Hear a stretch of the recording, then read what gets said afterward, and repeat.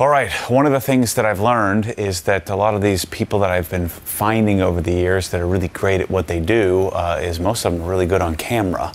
And so this business of Obsessed Garage has gotten pretty significant.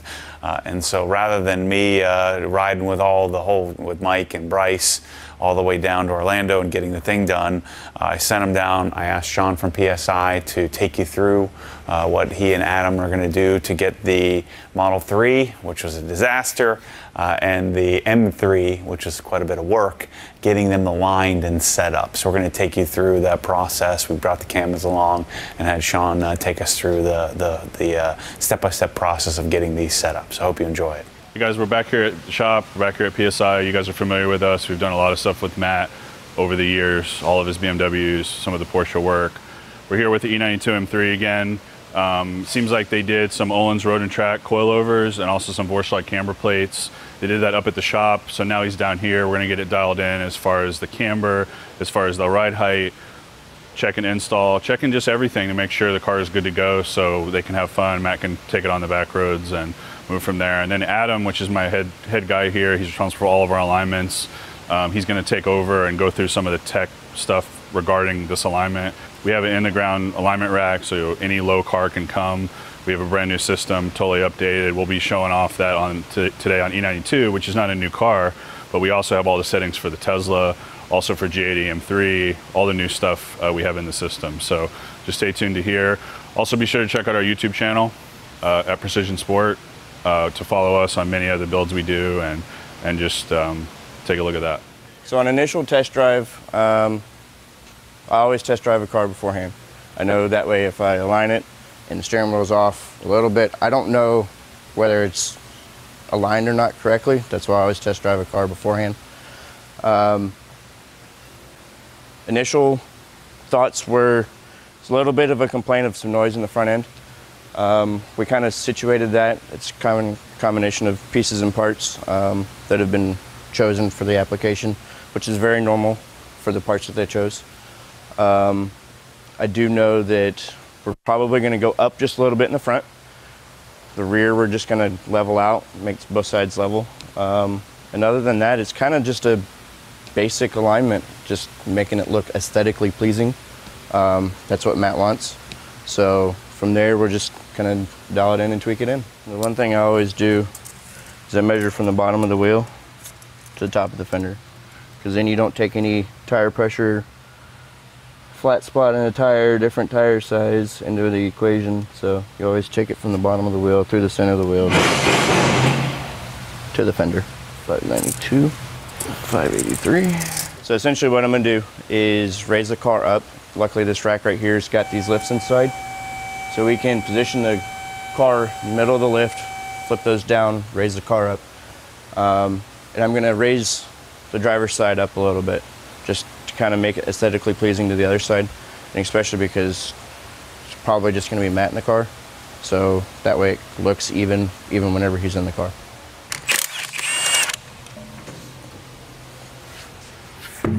Obviously typical coilover setup to go up, screw it up, to go down, screw it down. You need to go up roughly about 5 millimeters on this side.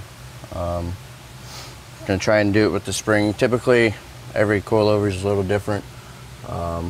With the Öhlins, you can do it here or here. Typically we don't like to do it here, but to do it at the bottom, essentially you gotta remove everything to do it again.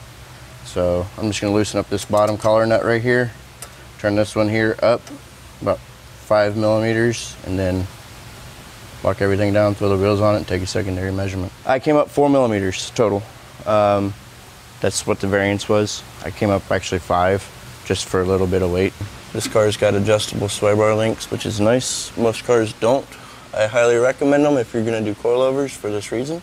Now we'll mount the heads onto the wheels and start our alignment. Here's what we call a brake pedal depressor. Essentially, that's all it does. Presses a brake pedal. On an alignment, you want the brake pedal depressed because what it'll do is if it's not, the wheels will roll and change caster adjustment and your toe adjustment. We don't need anything changing because we've already done our compensation roll, which is what takes your initial measurements. So by putting that in, it locks the front wheels, locks the brakes. This, it's got a little bubble on it, goes in the steering wheel, spring loaded, goes in, make sure it's level, like so. All right, steering wheel's level, and then this right here goes between the seat and the steering wheel to hold it, make sure that it stays level. Just like that. This is our current specs of what we've got. Very typical of having suspension apart. Yeah, the car drove with the steering wheel off a little bit, but looking at this, essentially the car was going down the road sideways. That's what we call it, dog legging. Because the steering wheel was off to the right, because the rear tires are driving the car and the front tires are essentially along for the ride. So with the rear tires pointed to the right, the steering wheel is to the right because the wheels are to the left. So the car is essentially, if you look down the side of the car as it was going down the road, you could see one full side of the car on one side and nothing on the other side. So it was out a little bit, but we'll get that all squared away and drive a lot better. Whenever doing an alignment, always start with the rear. The rear, like I said earlier, is what drives the car. The rear is the main factor in the alignment. The front can be going completely straight, but if the rear is out, the steering wheel is going to be off. The rear is fixed, whereas the front, obviously, is what you steer with, so it's not fixed. So you adjust the rear first, camber first, then tow. The front, you do caster first, camber, and then tow. Caster has more of an adjustment on both camber and tow, so that's why you start with that first. Then you do camber because camber has an adjustment on tow, and then you do your tow. So on E92 M3s, they have a camber adjustment and a tow adjustment. This one's actually already got Dynon tow arms on it, which is good, makes things a lot easier. So we'll start with this arm first, and then this arm, and then same thing on the other side. We might have to go back and forth, because as you align it, the car will kind of settle, and it may throw one side out from the other just a little bit, nothing major. But yeah, start with the camber, then the tow. I'll explain the tow set, how I adjust these whenever I go to do them, to keep them essentially from moving. That's why a lot of people replace these. So luckily we have a screen on the wall. Instead of having to see the one that I obviously can't see, there's one up there on the big TV that I can sit here, loosen up, turn, make sure I'm going the right way first. I'm not too worried right now on the final number, because the tow's so far out. So on these here, if you look, the eccentric is kind of in the middle, this part right here. So essentially, if there's enough driving force on the side of the tire, this can loosen. Which is why they got rid of these, is the factory ones, because they deflect. So with this, not deflecting as much as the factory one, I typically take these and loosen these all the way to the inside. So then that way, if there's enough driving force, this is actually acting on the arm and not this bolt. They make watt plate kits for these. I don't really see the point in them, because you have one right here, and then you just adjust this to get your tow setting, and you don't ever have to worry about this ever again. So typically these right here, I cinch down. The factory alignment would be through the nut with the eccentric bolt. Got it. But with the Dynon arms, you do it through the arm, and then essentially these are your lock nuts that would lock down to keep it from spinning. Nice. Typically after these, always index the heim joints that these have. They get rid of the factory rubber bushings. I'll index them, tighten these nuts down, And then I'll just take like a paint marker, like a silver Sharpie, and just mark these just that way. You kind of know if they loosen up. Yep, tightening these things down, you got to sit here and play with them a little bit, because whenever you tighten them down, obviously the lock nuts are going to fully engage the thread, so it'll adjust the alignment a little bit. Yep, rear's dialed. Set the rear to factory settings. I know Matt doesn't really like a whole bunch of camber. More so worried about tire wear. So factory settings are good for that.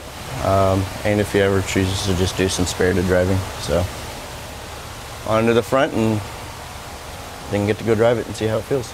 Yeah, this left front needs to be changed.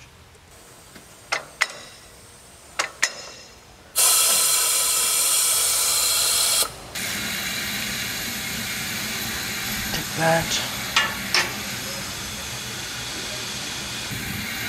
Still got a little bit more to go. Loosen these up just a little bit more. I think that's it. Coilovers, good thing. Coilovers, bad thing. Typically, whenever you lower a car, you're always going to increase the camber. And with the front, we have camber plates installed, but we're unable to adjust this number to meet this number.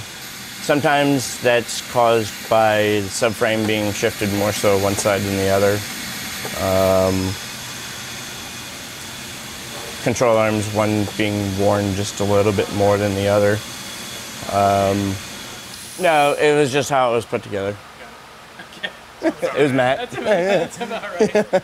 So after some persuasion, partially assembly, partially just the car not cooperating, we got the alignment spec far better than what it was.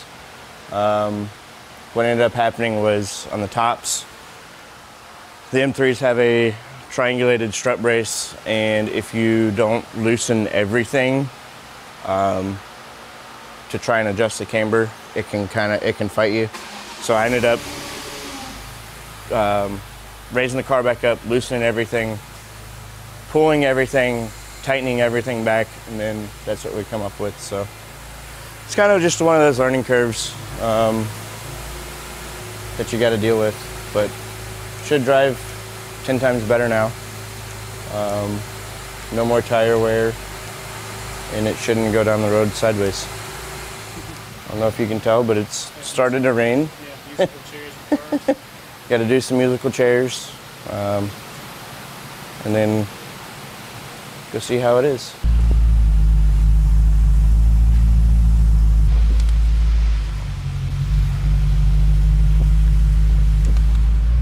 Visually, I can tell that it's out of alignment.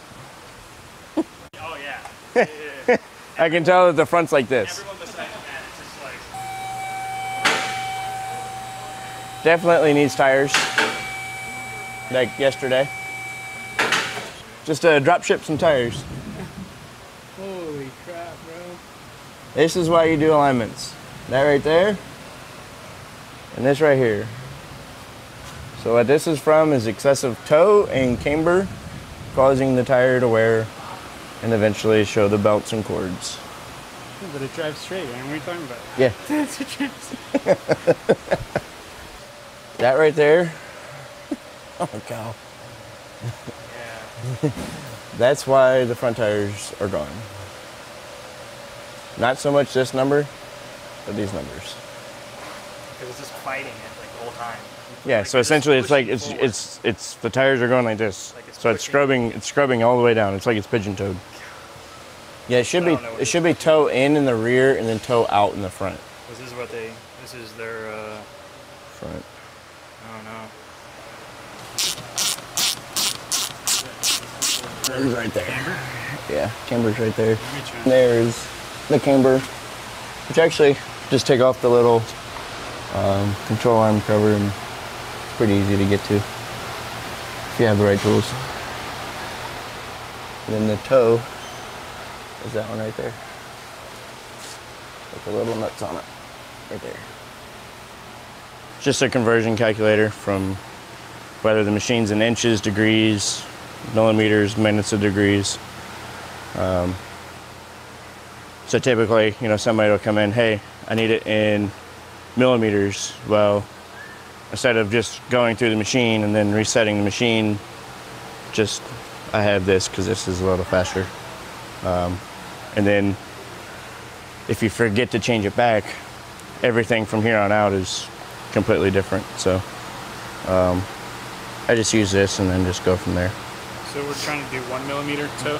1 millimeter toe of total. So that'd be 0.5 millimeters,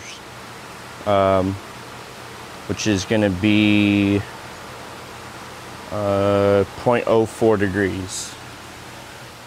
So essentially, if you look up there, the one that says 0.04, that's a half a millimeter. The other side is at a full millimeter, so I got to change the other side to match. But from changing the toe, it changed the camber because this left rear toe is so far out. So now I got to readjust the camber and then adjust the toe. The arms that Matt has on the car right now, to adjust the front camber, you actually requires a shim. So there's 2 bolts that go through, and then there's a little plate area that the ball joint bolts to, and then it's got the 2 bolts that go through to the physical arm. To adjust the camber, you got to have shims that go in through those 2 bolts, and we don't have the shims. But the front is even side to side, so that's not as big of a deal as the E92. So that should be a pretty quick, easy fix. Once we have the shims, just do a front end, check the rear. If the rear is out, obviously adjust the rear as well at the same time. But should be pretty easy from there once we get the shims. Rear toe, we're done with. These keep count, you know, we're shooting for 0.04, but as you can tell, they both kind of move a little bit. There's nothing really you can do about that. It's on every car. Could even, you know, just the dust in the air is causing the laser radar to not read right, so. Cool. Now, you know, you wanted 1.1, got 1.1, wanted half a mil, which is 0.04, so that's fine. Now we're gonna go to the front. Obviously the front camber, we're not gonna be able to adjust the front camber until we have the shims, so we're not gonna mess with that. It's even, which is good. And then now to the front tail. It's almost a full degree out on each side. So that's why we've got some tire wear here? Yeah, some major tire wear, yes. Just a little bit. Some regular tire wear.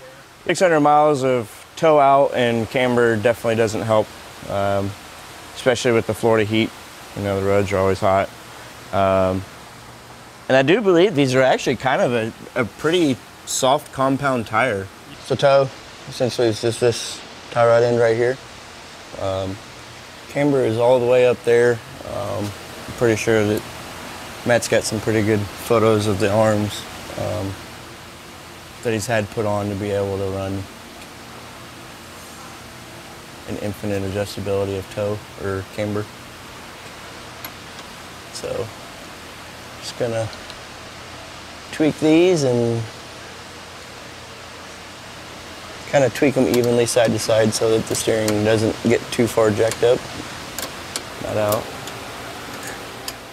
No, usually it's maybe a turn, not like 7 or 8. But like I said, whenever you lower a car, you change so much of the suspension geometry and how it and where it sits that you kind of get that. You know, like on the Civic, whenever we aligned that, it was so far out that I actually had to do 2 alignments on it, just to get the car, you know, kind of roughly aligned, and then drive it, get it to settle, and then realign it again, just to be able to get it to drive straight. Because the cars, they actually they get bound up. They get a lot of tension put in them whenever the alignment's all out. So by doing essentially 2 alignments, kind of a rough one whenever they're so far out, it frees the car up and allows the car to relax. 1/2 mil out in the front on each side, which is 1 total, which is what he wanted. So many turns. Yeah. So many turns. It's like a workout going on in there. Yeah.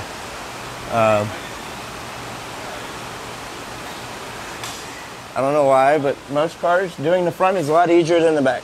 Got the rear set where it's supposed to be, front. I mean, obviously, you know, we can't adjust the camber, but it's fairly even, and then the toe. These are the specs from Mountain Pass. Yes, these are the specs from Mountain Pass, not the OE specs. I mean, we can show the OE specs. I mean, obviously you can tell the front's nowhere near in the green, which if I had to guess, it's probably supposed to be around 8.8, 0.08 degrees in on each side. And then the rear, again, the same, you know, considerably more toe in, which is typical for car manufacturers. Just allows more stability in the car. But this is what Matt wants, so this is what Matt gets. It's way better than what it was. Yes, it is. It is a lot better than what it was. If he wants to tweak from here, we can tweak from here. At least we know that, and he knows whether he likes it. If he likes it, he likes it. If he doesn't, we can change from here. So go ahead and save this. That way, if Matt calls and says, hey, do the exact same thing on my other car if he buys another one, or, you know, he does some other stuff to it, we know where to go back to.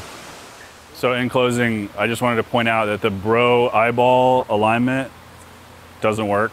We put it on the laser alignment and we got it in spec. So what do you think? Which one was harder today, Adam? By far the E92. It was a little more tedious as far as what Matt wanted with the car. Just to get it to drive right. Yeah, just to get it to drive right, to look right. He wanted that car to look aesthetically pleasing, whereas the Tesla, he just kind of wanted it drivability, for it to drive straight, not wear the tires out, which obviously it did, but that's another story.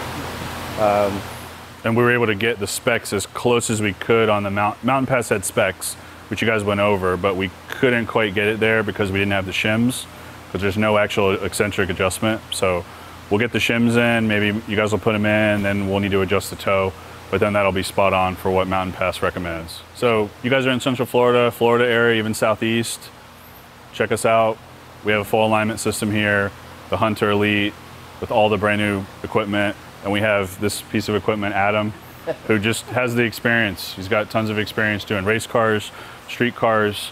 He knows what's up. We've been doing this a while, so be sure to check us out. Also check out our YouTube channel, Precision Sport. Check out me on there. We have products we're doing for the new G80. We're doing a lot of classic BMW stuff as well, so be sure to check us out there.